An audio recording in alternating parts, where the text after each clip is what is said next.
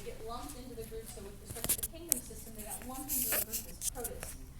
But the variety of lifestyles and habitats and everything is, equally, if not infinitely, more so diverse than, say, plants or animals, in terms of their physiology and life history patterns. All right, so worldwide. You can skip this slide. I'm going to make notes for you second. And let me just highlight this group, the foraminifera. And let me highlight them for a couple reasons. They're important to understanding, they're important to the global carbon cycle, and they're also very important to understanding historical carbon cycle. The reason is they're made of a calcium carbonate shell. They have an external calcium carbonate shell that surrounds themselves. They can be very pretty. All right. So they're wonderful sinks for carbon because these are phytoplankton that grow out in the oceans. Pretty much strictly marine. And then they'll form these calcium carbonate shells around themselves. So what they're doing is they're taking carbon and turning it into calcium carbonate, which is, in the sense as they build that, it's inorganic, right? And so when they die, instead of that decomposing and getting respired back to the atmosphere as CO2, it sinks to the bottom of the ocean. And I saw a lot of you writing, and hopefully you conceptually followed me there.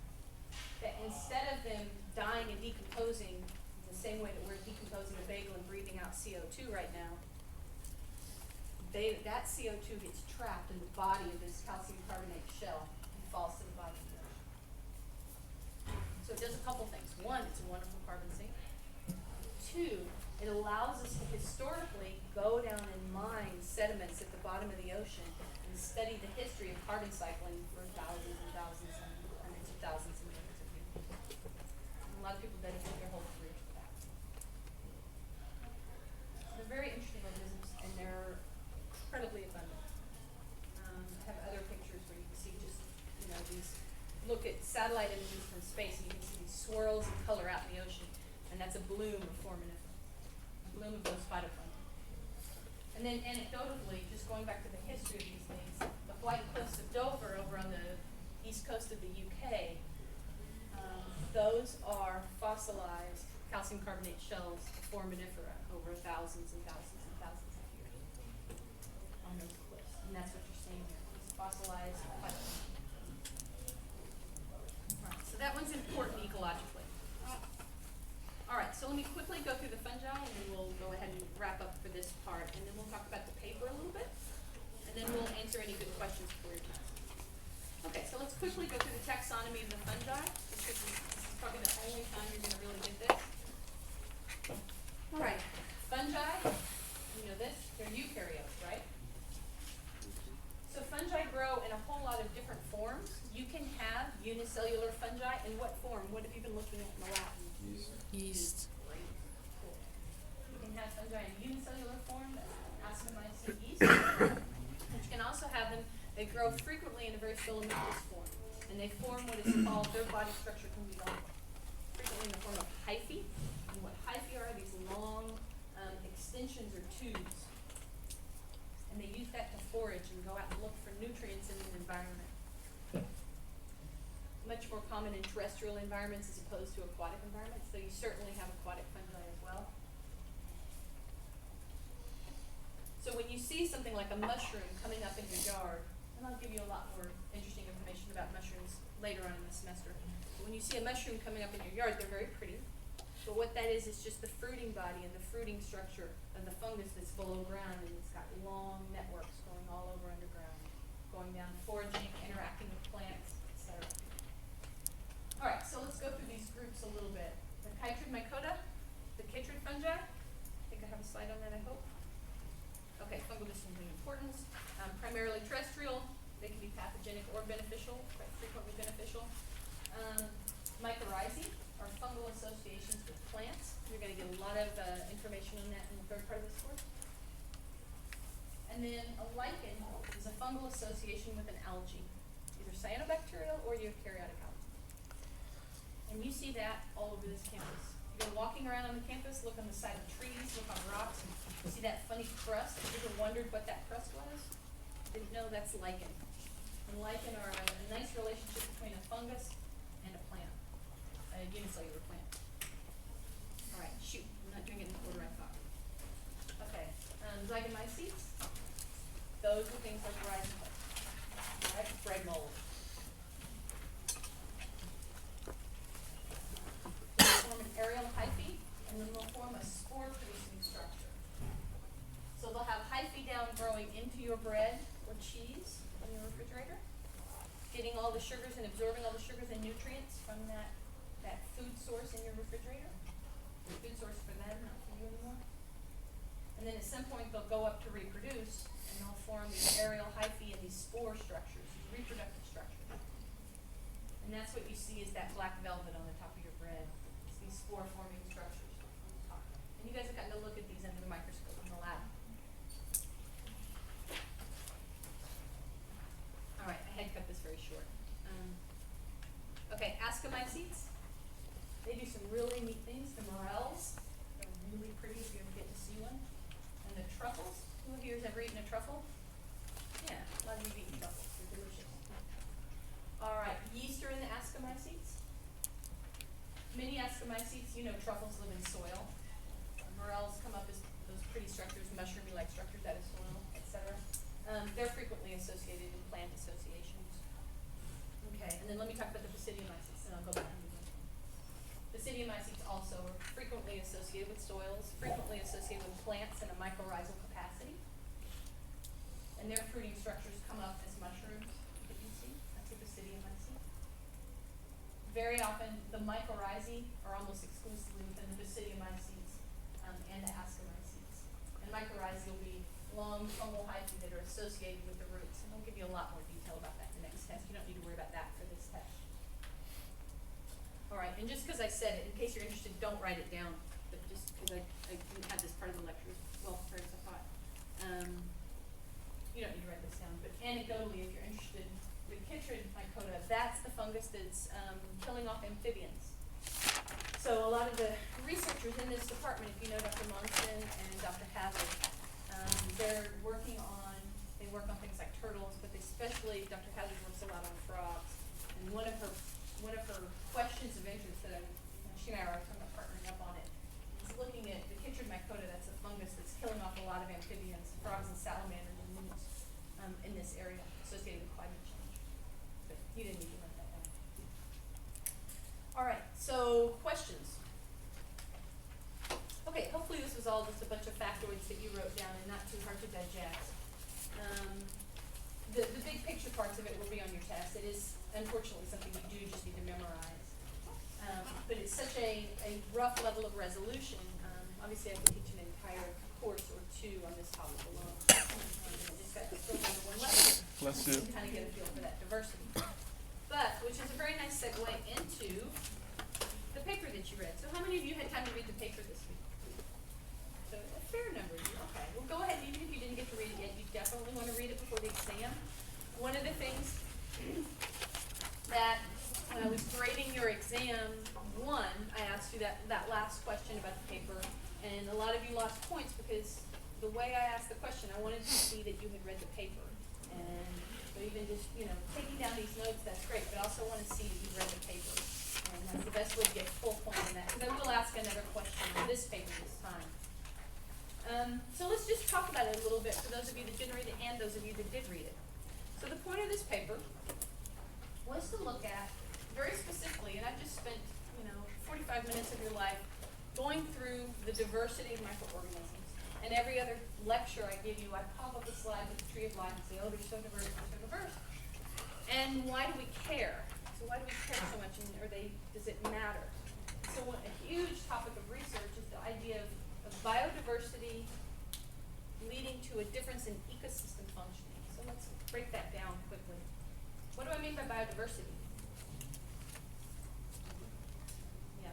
Different species or strains of organisms living together in this close environment, I guess. Sure. Not even necessarily always close environment. Okay? Different strains, species of organisms, etc. So what if I were to say to you, And I alluded to this at one point in this lecture. What if I were to say to you functional diversity? What would that mean? I want to know what that means. Sorry, okay, Anthony. Would it be that they are using different resources to reproduce and survive? Using different resources to reproduce, survive, do their thing. And then we talked about this a little bit ago, and some of you hit right on it. If you've got a bunch of different organisms using a bunch of different resources, what does that mean for them? Less competition. Less competition, beautiful. Okay, excellent, absolutely. What do you think that means for the ecosystem? So what do I mean by ecosystem function? Any example? What's an example of an ecosystem function? Huh? More of a balance, excellent. What's an example of an ecosystem function? Even one from this paper. Or anything, what do you think? What can you think of? Someone define ecosystem. I was going to say population control, but an ecosystem Sure. is a series of diverse populations that in a specific environment. Okay, yeah, a series of diverse populations in a specific environment interacting with each other and with that environment. Absolutely, okay. And then, Yvonne, say what you said again? A balance. I like that word. We need to figure out what I mean by that word. Why do I like that word? So let's kind of wrap up everything that's been said here, which has been really nice, which is that diverse organisms, we have a bunch of different types of organisms, but then I pulled you on to saying, well, what if they're functionally diverse? And you said, one of you said very nicely, well, they're going to do different things. They're all going to do different things. How does that benefit the organism? Well, there's a lot of evolutionary selection for that, very obvious natural selection pressure on that is going to reduce competition, allow them to free up, that's a fascinating phone ring, allow them to free up their own resources so they can better reproduce themselves. But also, I said, what does that help us with in terms of ecosystem services? So, yeah, what? Can you get a way to, for industrial usage or for economical, what's that, environmental benefits? Absolutely, we can use them, okay? We can use them for industrial, economic, environmental benefits. And so that's a very engineering answer. It's a great answer, but it's also just ongoing out in the world without us doing anything, okay? You have fungi out in the yard decomposing lignin as we speak, and we're really grateful for it, because if they didn't, we'd be in a big mess. We have all kinds of groovy, God only knows what microbes out on the side of the road with that dead deer breaking down a dead deer, which is really great, because for some reason the state and the highway department never hauls away dead deer. So we need those bacteria, those microbes out there breaking that thing down. Absolutely. So there's a lot of really important ecosystem functions that they're carrying out. So what Tom Bell did is he wanted to show this. He wanted to show that if I have a more diverse assemblage of bacteria, they're going to function at a higher level. And so what he did is he took beech trees. He wanted to get naturally occurring populations in communities. And so I don't know if you're familiar with what a European beech is. The European beech is, well, it's a European tree, but we have a lot of them in the States too. He did this over in, I think, the UK. It's a gorgeous tree. It's one of my favorite trees. But it forms these knots that forms little cups down at the base of the tree. It's like little holding places in the bark of the tree. These little cups, and those cups hold water. And in each of those cups, you're going to have a different type of community of bacteria and different levels of bacteria. Don't worry about that so much. But he got the bacteria from these little cups on beech trees, and he went and he cultured those bacteria. And he grew them up on media. And then he selected like 70 some odd organisms that he grew up, 70 some odd different organisms. And something that I've been saying this whole semester about the species concept, I think I even underlined Tom Bell's words published here in Nature. We designated them as operational taxonomic units as species as a convenient label, not because we are confident that they are different species. He's recognizing what I've been saying all semester about the conflict of using the word species with respect to bacteria. So we had 70 different types of bacteria. All right? And then he set them up in microcosms, in little jars with leaf discs as something for them to eat and decompose. And he watched them eat and decompose over time, and he set up communities that ton of bacteria, all the way up to, I think it was 70. Over 50. Over 50. So he set up communities with quite a few and all the way down to very, very few.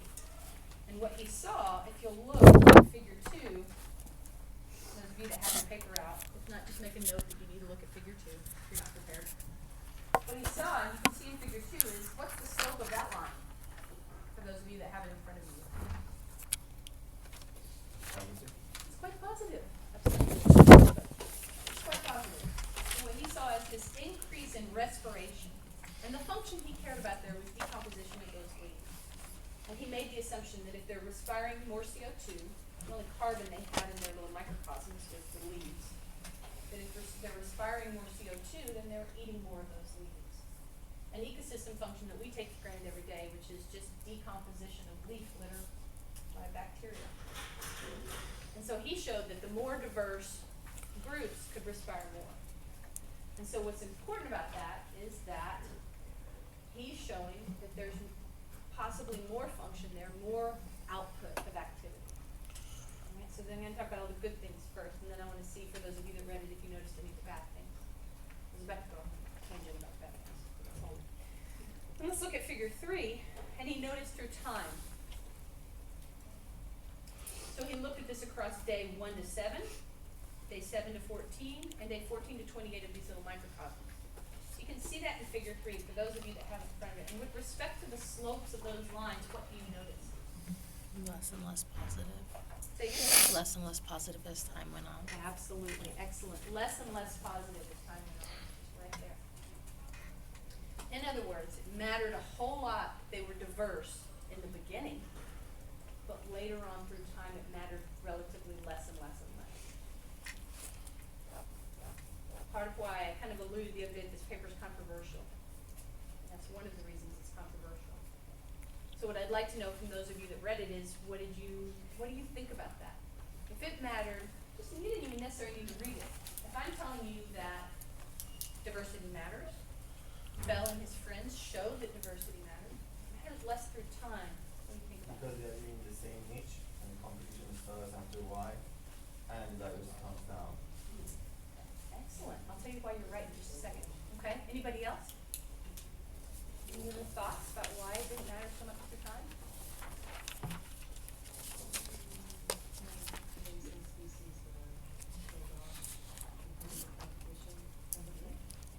Okay. So there was one of the things we talk about is redundancy. Okay, so let me also make sure you guys understand figure 1, and then we'll come back and talk about why these guys are making a good conclusion. So figure 1 is just a nice relationship that we think about with respect to biodiversity and microbes, particularly this way. And write in English so you can understand it. I won't use the color we speak. This is number of species. So this is, say, 1, 2 species. And let's make it out, take the scale of crazy up to 1,000 species. Great diversity. Okay? And this is some sort of function. So we've talked about things like decomposition.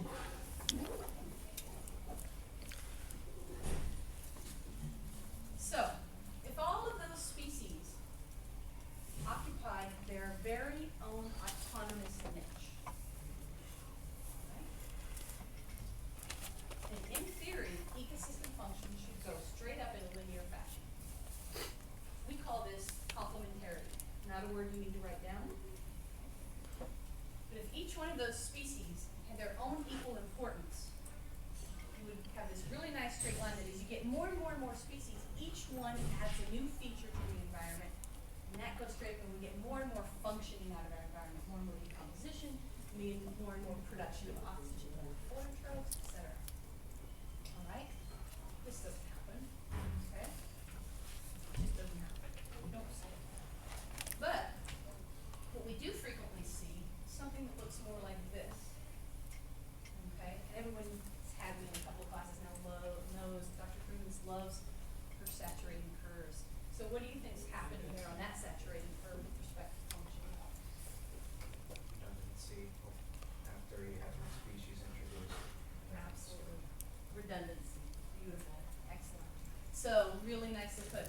what you have is, after a while, adding more and more species doesn't matter. There aren't that many functions, there aren't that many niches for them to occupy. So, they're all doing the same thing. So once they all start doing the same thing, what's that gonna lead to? Competition, okay? So, going back to why these two up front were right, is because what Tom Bell found is that through time, obviously, species were getting knocked out, and he didn't talk about it, which is part of why this is controversial in Illinois. Is through time, diversity mattered less and less and less. And diversity mattered less and less and less because those redundant species were getting knocked out. So in theory, it still should have been a straight line, right? And you're kind of saying that, yeah, but it's not always gonna go that way. We showed that with that figure 3. And the reason we know this is because I've sat in a room and listened to this man talk. He's actually really young, he's like barely older than you guys.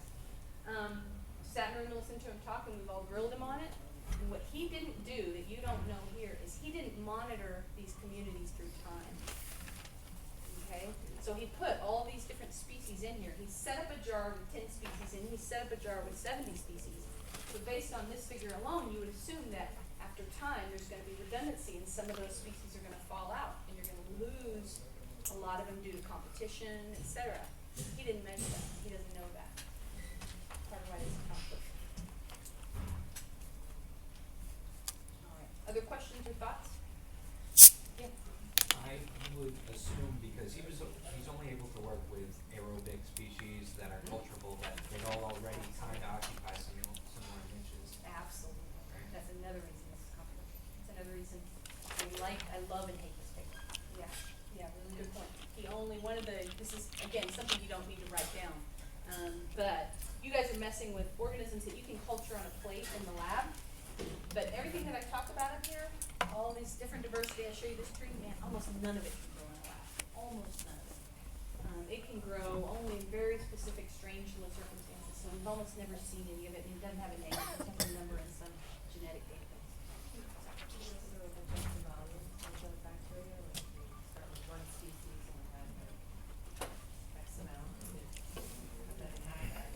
Yeah, and so going back to, other methods that weren't perfect, did you notice, if you, those of you that read it carefully in the methods, when he put in 2 species, he put in, say, 50 microliters of each. When he put in 1 species, he put in 100 microliters. When he put in 70 species, he put in that fraction less to keep it standardized. And so, again, something you don't need to write down. But in ecology, we call that priority effect.